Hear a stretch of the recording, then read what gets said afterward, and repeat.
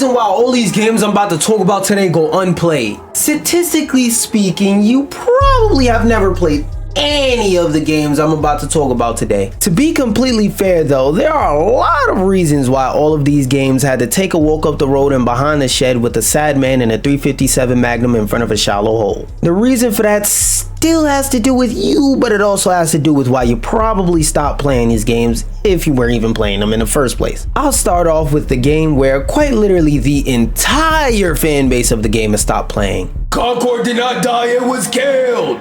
Cause of death? It was alive? That's what we going with? What?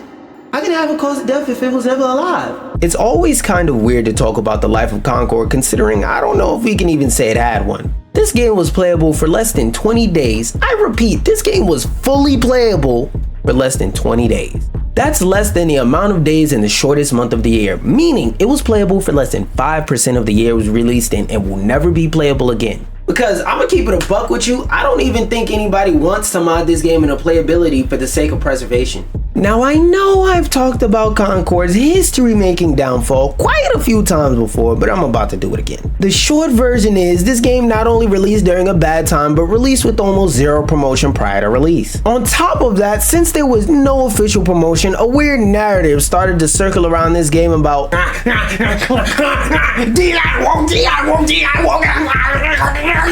Just a quick rundown for those of you who go outside. There's a group of weirdos on the internet that like to be racist towards 3D modeled non-white males and the white women they like to sexualize characters. Also, this game had one of those fake ass betas that was really just a demo a couple of weeks before the game that came out that didn't really help that much.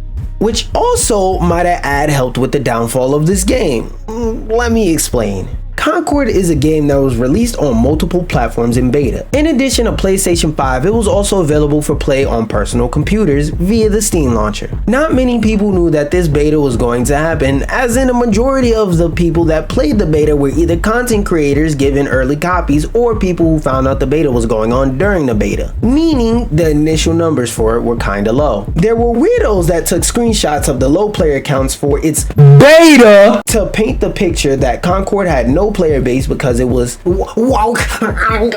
when in all reality, as I described before, nobody knew that it was even going on, so of course nobody was playing it. These effects snowballed to the point where the game released to such low numbers that it was financially more beneficial for Sony to cut the servers off than to let them run for longer than 20 days. There are some studios that refuse to let their games go offline until they are forced to take them offline, just like with games such as DKO! This section can really apply to, Realm Royale or Rogue Company, anything that high-res touches, but we're mainly going to talk about DKO because this is the one I saw firsthand. Death. Lack of support.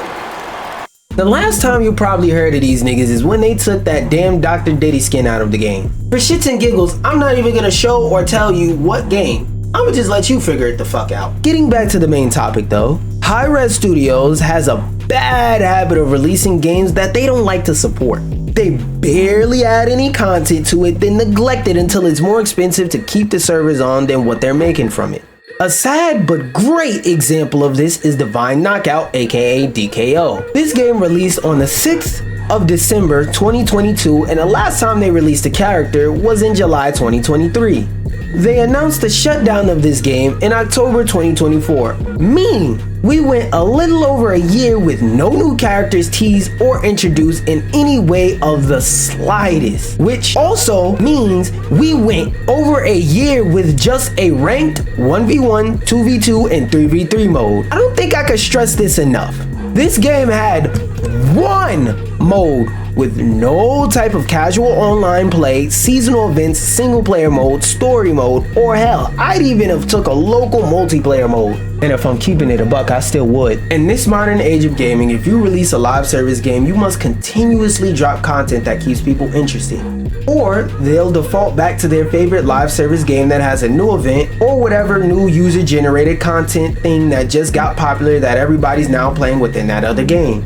I'm not saying you have to have a new event every damn day. I know that's impossible. On the other hand, I can't really sit here and lie to you and say that going over 6 months without adding any critical content updates that change the experience is good either. Even for the most loyal of fans of a game, a lot can change in 6 months. A great example I would give is how this time last year, the shooter that I mainly played was the finals. Now, there's nothing wrong with that game in any way in the slightest, but I've just had my fill and now I've moved on to Marvel Rivals. The only time I really go back to the finals for a couple of days is whenever they add a new major content update. Even if that is a temporary boost in numbers, that boost is what can keep your game from completely dying off.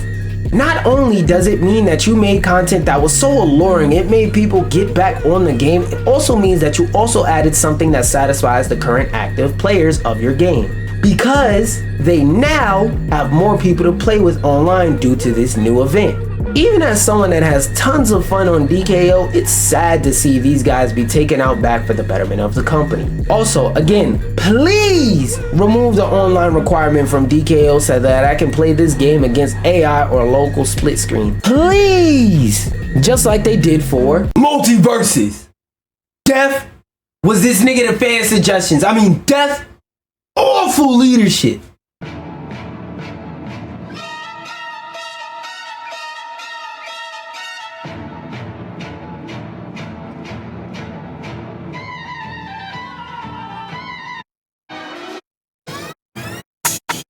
I know y'all hear that music in the background, and I'm on bad timing for this one. If you were one of the other 14 out of 15 crazy motherfuckers that like this game as much as I do, this nigga is all to blame for the shutdown of the game. Now, before I go in on this bitch ass, bald ass, Caillou with leukemia looking ass nigga, let me say something. At the end of the day, I don't wish any actual harm on this nigga. I just hate some of the business decisions they did that affected the game that I love to play so much. Now back to this greedy ass, head as smooth as his brain ass nigga. Quite literally, every bad decision in this game leads back to him. Were you confused as to why they released a bunch of characters that not a single soul asked for, like fucking Beetlejuice? Were you wondering why they added only one Teen Titan out of 7? Did you also ask, how did they put this game in a recuperation tank but it came out with more injuries than it went in with? The answer to all of those questions are bad upper management, aka this pussy motherfucker with glasses so big he can see the play count of the game dropping in real time before both shutdowns. A lot of people sometimes forget that video games are a form of art. They're an interactive experience that are created to entertain us recapture answering folk. In the gaming business, that can often be a downside to the medium. There is rarely ever a level of predictability to if a game will be perceived as a must-buy due to its quality or not. There are plenty of games that gamers agree are ass that sell well, and plenty of games that gamers agree are good but sell like Concord. Studio heads and board bigwigs naturally want the games that they invest in to make as much money as possible. The thing about that is, again, this is a creative field that is extremely unpredictable. There are a lot of companies that literally resort to mental manipulation tactics to get people to spend money on their product. Over monetization is one of the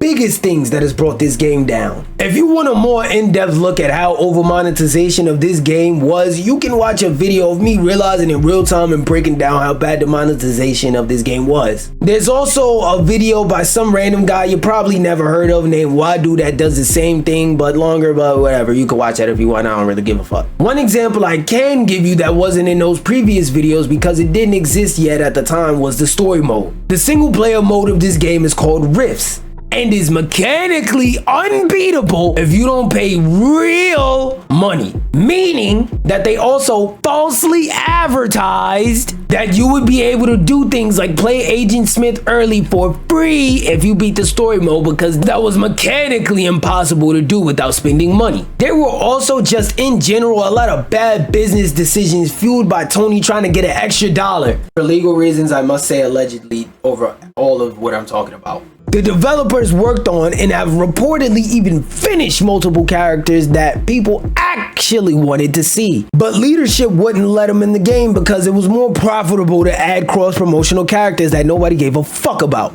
Now, I will admit, I respect how the team worked through shit like this and gave us mechanically cool characters like Black Adam despite having to deal with this penis-shaped dome fuck treating WB properties like slop to push out. Behind the scenes, niggas didn't like him so bad that the reason why we didn't see Scorpion in the game is because Ed Boon didn't like his ass so much that when he asked, he said hell to the fuck no. keeping this energy of things that we should say hell to the fuck no to about, let's talk about what happened with the crew 2.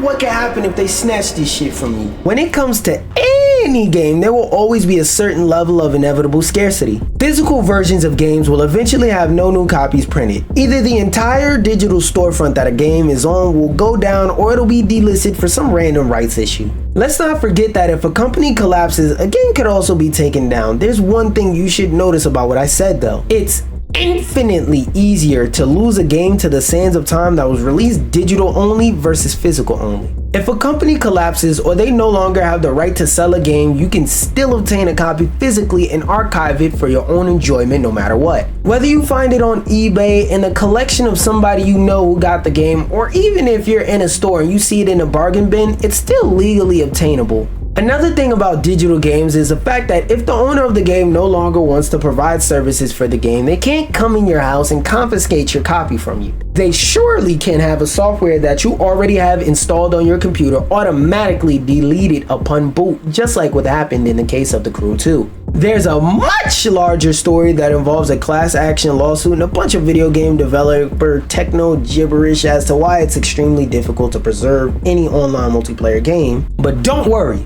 I got the short version for you. In 2024, it was announced that the servers for Ubisoft's The Crew and The Crew 2 would be shut down later that year. Now, that's not the weird part. As I stated earlier, there's a long list of reasons why something could get delisted. Servers going down alongside delisting isn't an unnormal practice. What is an unnormal practice is the fact that if you had it downloaded to your system upon boot, it would be deleted without notifying you. Now, if you're confused as to why something unplayable being forcefully deleted is something to cause an uproar about, I wouldn't be upset at you. I would just offer you this bit of perspective. Let's say you're watching this video on a phone that didn't come out this year, but still does what you want it to do. It can make calls, text, and let you double tap spicy big butt Brazilian pics on Instagram. But the maker of your phone sees that your phone is 2 years out of date, and instead of allowing you to use it in whatever way you want, they walk into your house, fist you in your mouth, and take it by force. After your throat and lips are recovered, you would be pretty upset that something you paid your hard-earned money for was taken from you by force for no logical or fair reason. Even if you don't see the act of forcefully deleting a game off of someone's hardware as a big deal, it can snowball into one. Suppose it gets to a point where the companies like Epic start saying, If you don't buy the newest Fortnite skin within 24 hours, your account, gone. along with all the other skins on it, It will be forcefully deleted and taken off your system. Shit, you better buy them skins. things like that start off with seemingly small occurrences such as this. The main thing I really want to hammer in with this point is having access to games digitally is more convenient right now, but will it be convenient 10 years down the line when we want to show future generations the games that we know and love? While going into playing any live service game, you understand that it can be volatile. There can also be some positives to it because there are certain experiences that can't be shared otherwise regardless of genre. The specific genre I talked about this topic with in my last video though is hero shooters, so go ahead and give that a watch and learn a little something about hero shooters of the past and present.